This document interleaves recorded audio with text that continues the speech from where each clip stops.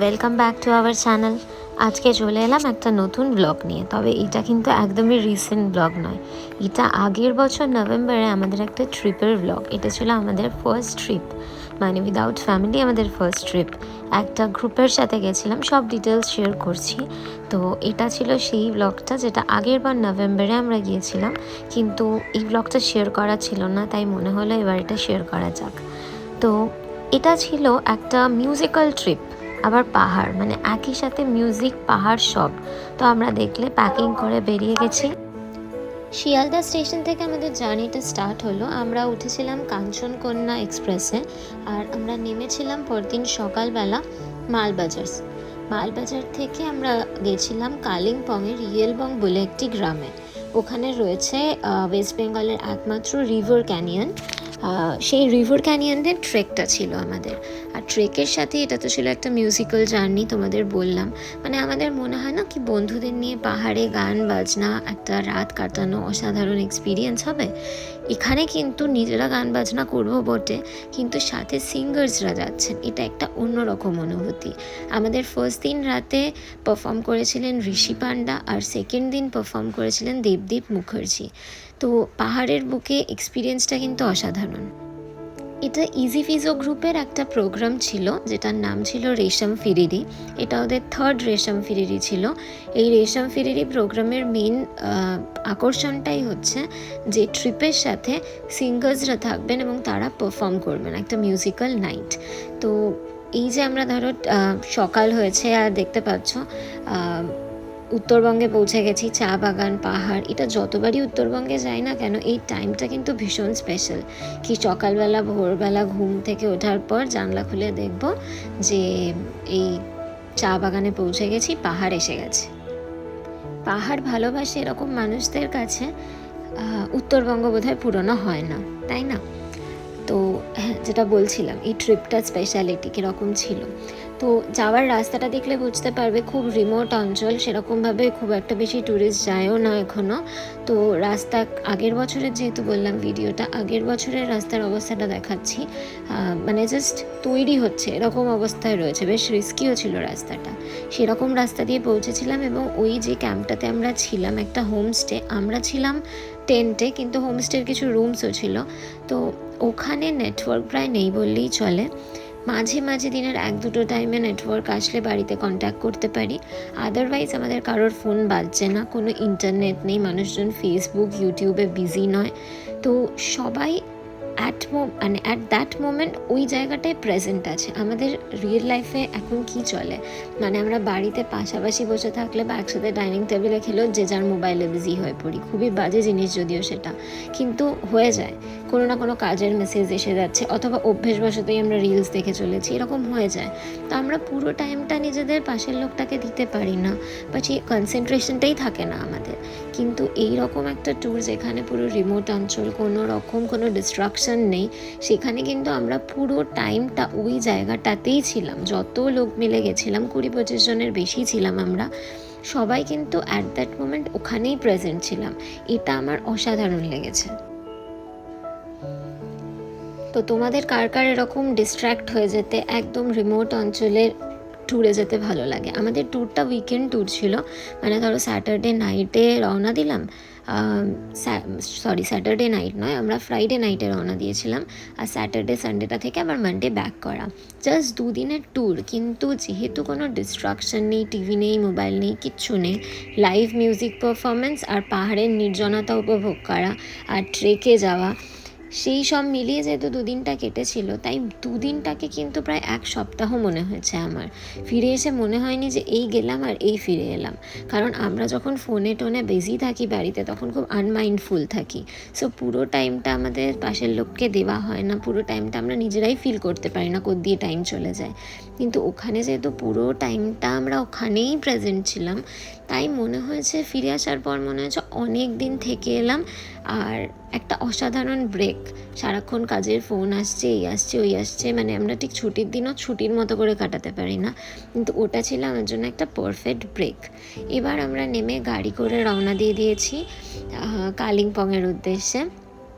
ওখান থেকে কালিম্পং হয়ে আমরা এবার যে রাস্তাটা দিয়ে যাব দেখতে পাবে। রাস্তাটা মানে এতটাই এবড়ো খেবড়ো এমন অবস্থা রাস্তার যে এটা আমরা একটা গাড়ি, এরকম আমাদের 3-4টে গাড়ি ছিল, এমনই রাস্তার অবস্থা যে গাড়ি পুরো দুলতে দুলতে যাচ্ছে, মানে প্রথম আমরাই রাস্তা আবিষ্কার করতে করতে যাচ্ছি বলে মনে হচ্ছিল। তো দেখতে থাকো, কেমন লাগছে তোমরা কমেন্ট সেকশনে অবশ্যই জানিও। আর ট্রেকের যে ভিডিওটা, সেই ভিডিওটা আমি এখানে অ্যাটাচ করিনি, কারণ ভিডিওটা অনেক বড় হয়ে যাবে বলে। ট্রেকের ভিডিওটা অনেক আগেই আমার চ্যানেলে দেওয়া আছে, সেটা আমি আবার ডেসক্রিপশানে দিয়ে দেবো। তোমরা ইয়েলবং ট্রেকটা কেমন সেটা দেখতে পাবে। খুব ডিফিকাল্ট ট্রেকও না, আবার খুব ইজিও না। মানে আমরা সকাল 10টায় ট্রেকটা রওনা দিয়েছিলাম আর ফিরে এসেছি 5টা। আমি খুব স্লোলি করেই এটা বলছি, যদি তাড়াতাড়ি করো 3টার মধ্যেও ফিরে আসা যায়। দেখো রাস্তার অবস্থা, রাস্তা জাস্ট তৈরি হচ্ছে আর গাড়ি এরকমভাবে যাচ্ছে যে মানে ক্যামেরা জাস্ট কাঁপছে। তো এটা ছিল আমাদের রাস্তার অবস্থা। এটা করে আমরা যে হোমস্টেটায় পৌঁছবো সেটা কিন্তু বেশ সুন্দর ছিল। তো ট্রেকের ভিডিওটা আমার দেওয়া রয়েছে চ্যানেলে, আমি ডেসক্রিপশানে দিয়ে দেবো। আর আমাদের যে মিউজিক্যাল নাইটটা হয়েছিল সেই মিউজিক্যাল পারফরমেন্সগুলো কিন্তু আমার চ্যানেলে দেওয়া আছে, সেই লিঙ্কগুলো আমি ডেসক্রিপশন বক্সে দিয়ে দেবো। এই হচ্ছে আমাদের রাস্তার অবস্থা, মানে গাড়ির চাকাগুলো রাস্তা যতটুকু ততটুকুই গাড়ি এরকমভাবে একটা যাচ্ছে।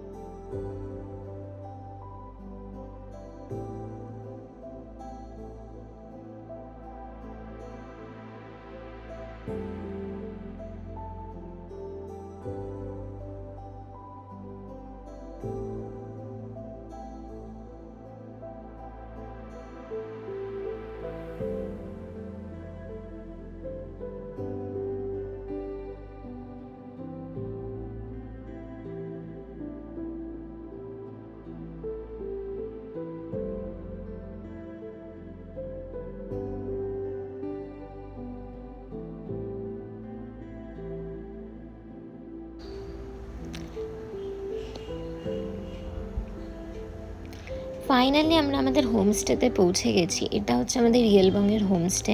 কয়েকটা রুম ছিল আর কয়েকটা টেন্টও আছে, সেটা পরে দেখাবো। ওই যে গ্লাসের রুমটা দেখছো, ওর নিচে রয়েছে আমাদের কিচেন। তো হোমস্টেটা খুব সুন্দর সাজিয়েছিল, রেশম ফিরির থিমে পুরোটা সাজানো ছিল, সাজানো গোছানো হোমস্টেটা পুরো সাজিয়েছিল ইজি ফিজোর থেকে।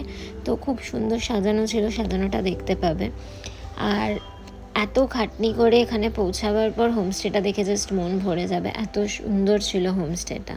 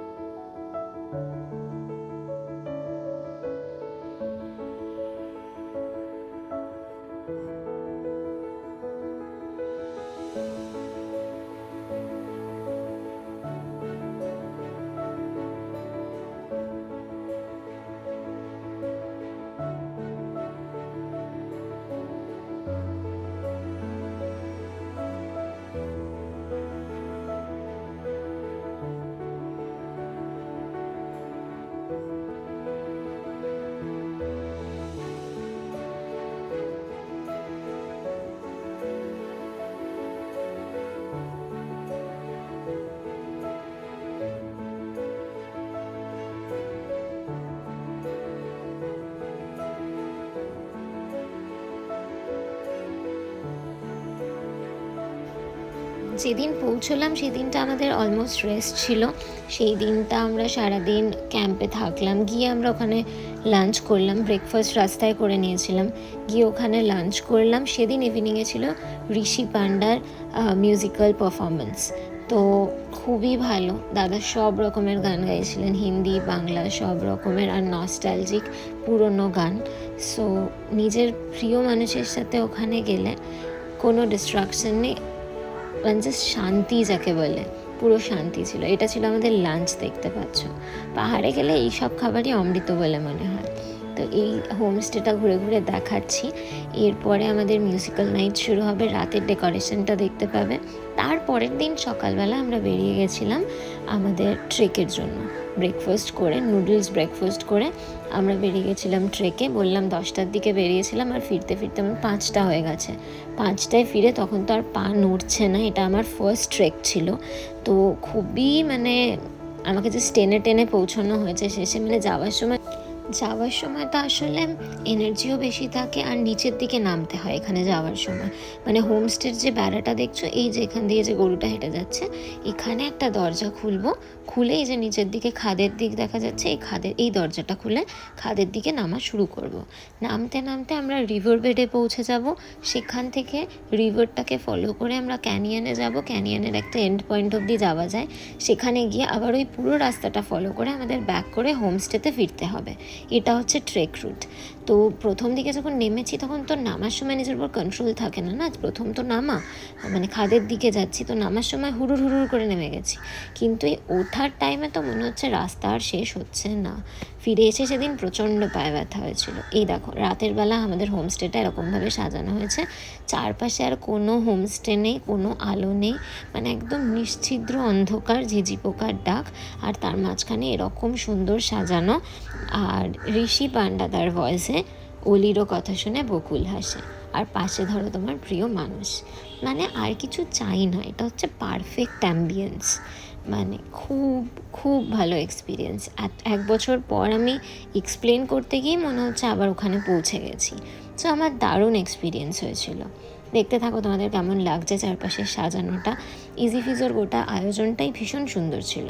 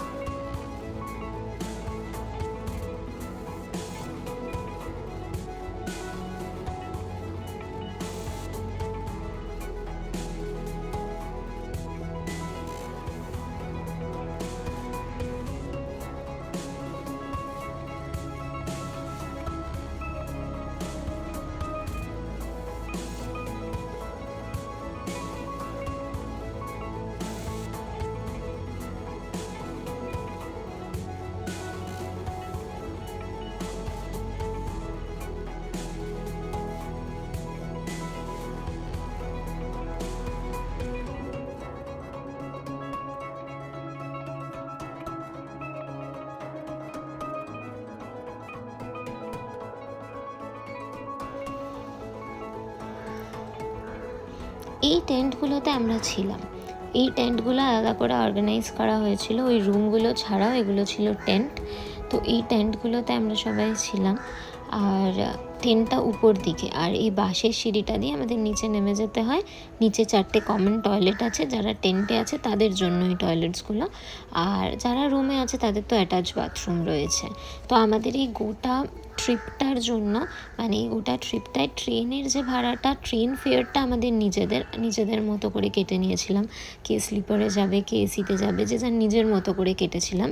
আর বাকি ট্যুরটা মানে আফটার ট্রেন, যখন থেকে আমরা গাড়িতে উঠছি, 2 দিন থাকছি, সমস্ত কিছু হচ্ছে, আবার গাড়ি করে আমাদের মালবাজার পৌঁছে দেওয়া, এই পুরোটা ছিল ইজি ফিজোর দায়িত্বে।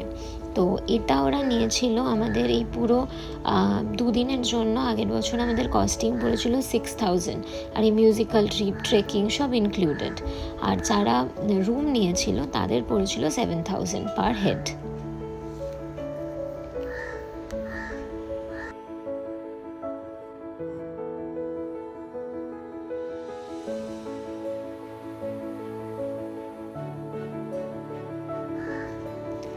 এই যে নিচের যে ল্যান্ডিংটা, যেখানে রুম আর টয়লেট রয়েছে, সেখান থেকে এরকম বাঁশের সিঁড়ি দিয়ে উঠে আমাদের টেন্টে পৌঁছতে হতো। আর নিচে রয়েছে রুমগুলো আর ওয়াশরুমসগুলো। তো যেদিন ট্রেক করে ফিরেছিলাম, আমি যেহেতু ফার্স্ট ট্রেক, একদম এক্সপিরিয়েন্স নেই, পা জমে পুরো পাথর হয়ে গেছে, সেদিন তো এই সিঁড়ি দিয়ে উঠতে নামতেই অবস্থা খারাপ হয়ে যাচ্ছিলো। একবার টেন্টে গেলে মনে হচ্ছিলো আর নামতে পারবো না, খেতে, এরকম অবস্থা হয়েছিল। বাট ওই মানে একটা বেস্ট এক্সপিরিয়েন্স পেতে গেলে এই ব্যথাগুলো কোনো ব্যাপার না। হয়েছে প্রচুর ব্যথা, কিন্তু এটা বেশ আনন্দের একটা ব্যাপার। তো তখন এই ব্যথাগুলো আর মাথায় থাকে না। মানে এখন যখন ফিরে এসেছি তখন কিন্তু মেমোরিটা খুবই সুখের, ওই ব্যথাগুলো আর মাথায় নেই।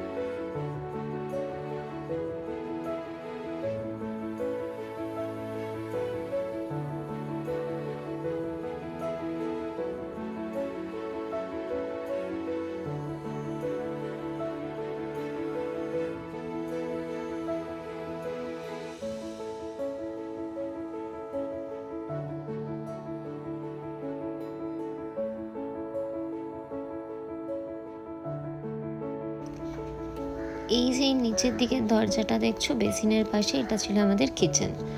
তো তোমাদের এই গোটা আমাদের ভিডিওটা কেমন লাগলো কমেন্ট সেকশনে অবশ্যই জানিও। আর নিজেদের ইয়েলবং ট্যুর করার ইচ্ছা আছে কিনা সেটাও জানিও। আর এই ট্যুরের যে মেন আকর্ষণ ট্রেক, সেটার ভিডিওর লিঙ্ক নিচে দেওয়া থাকবে। আর যে মিউজিক্যাল জার্নিটা ছিল, আমাদের যে মিউজিক্যাল নাইটসগুলো আমরা কাটিয়েছি, সেগুলোর ভিডিও কিন্তু আমাদের চ্যানেলে অলরেডি দেওয়া আছে, সেগুলোর লিঙ্ক আমি ডেসক্রিপশানে দিয়ে দেবো, তোমরা চাইলে ঘুরে আসতে পারো। তো তোমাদের গোটা ভিডিওটা কেমন লাগলো কমেন্ট সেকশনে জানিও। চ্যানেলটাকে সাবস্ক্রাইব করতে অবশ্যই ভুলো না, আমাদের সঙ্গে থাকো। Thank you everyone for watching the video. আবার দেখা হবে নতুন ব্লগে। বছর বছর পাহাড় না গেলে হয়? পাহাড় তো বছরে 2বার করে যেতেই হয়। তো এবছরও নিশ্চয়ই পাহাড় যাব, আর যখন যাব তখন আর ফিরে এসে তোমাদের সাথে আবার একটা নতুন এক্সপিরিয়েন্স শেয়ার করব। ততক্ষণ দেখতে থাকো আমাদের চ্যানেল। আর তোমাদের কী পছন্দ, পাহাড় না সমুদ্র? কমেন্ট সেকশনে অবশ্যই জানিও। টাটা।